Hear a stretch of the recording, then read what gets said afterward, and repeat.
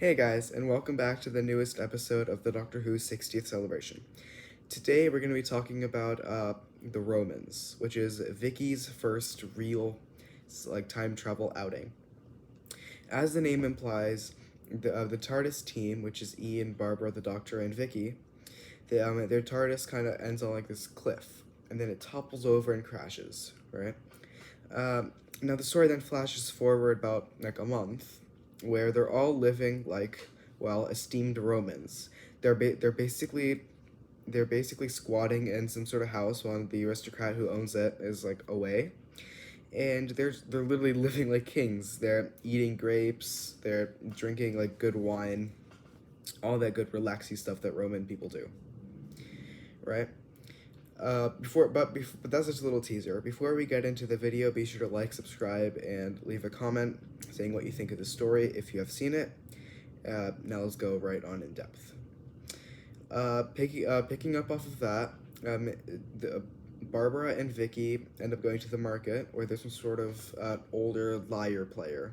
That's going to be important later. Some assassins end up killing the liar player, and the doctor who looks like him actually gets mistaken for him. So he's taken to Nero's palace where that assassinated liar player was supposed to play, but he got killed. And he ended up like having to pretend to be that player at the house, at Nero's palace. Meanwhile, Barbara and wait, no, sorry. Um, so after Barbara and Vicky come back home, if you can even call it that. Barbara and Ian basically stay home while Vicky and the doctor kind of run off to Rome just as a day trip, you know. And that's where everything's set into motion. He's taken to Nero's palace, yada yada yada. And there's a lot of intrigues going on and I think this story is meant to be a very like kind of comedic kind of story because like no one's taking anything kind of seriously. And even though like the subplots and undertones are serious, like when Barbara and Ian get kidnapped and Barbara ends up getting sold to slavery, like yikes.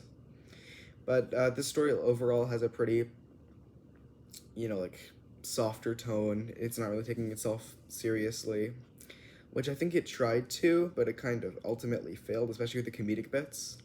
Because at some point Barbara gets sold up to Nero's palace, and there are some 1960s things that really did not age well, like Nero basically finding Barbara beautiful and chasing her around his palace for like hours on end, basically like harassing her. That was a little bit disturbing to watch, even though it was clearly played off for laughs. But I suppose I could just chalk that up to 1960s, things. Ian himself is he ends up getting on like the ship, and he's made to be like a slave, literally rowing the ship all day in an attempt to get to Rome. And he finds himself shipwrecked with his rowing partner. I forgot his name. I believe it was Delos. I don't know. I'll link it in the description, or I'll put it in the description.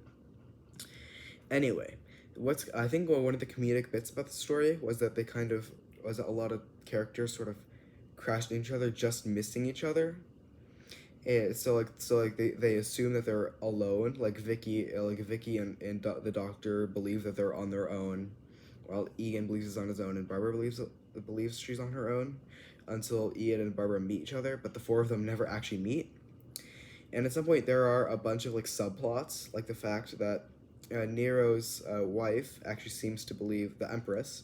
She seems to believe that Barbara is leading Nero on, so she tries to have her poisoned because she thinks that she's trying to take the position of Empress. So while that's going on, the Doctor has to pretend to be a liar player, but he cannot be a liar player. So he's making these clever traps to kind of like skirt by. In the end, they all basically get back to the palace, but Ian and Barbara get there first, and they end up sleeping. So it's really funny because earlier on in the story, the doctor was making fun of them for being like lazy. So he gets home and he sees that Ian and Barbara are sleeping, and he assumes they were sleeping the whole time because, like I said, they never crossed paths, which I found really funny. And Barbara and Ian were like, "Ah, well, if we told them, they'd never believe us." So the story ends on a pretty like kind of upbeat, jovial note, and that's all for today. If you enjoy this video, be sure to like, subscribe, leave a notification. I turn on the notification bell because I leave these because I drop these every day. And catch you in the next one. See ya.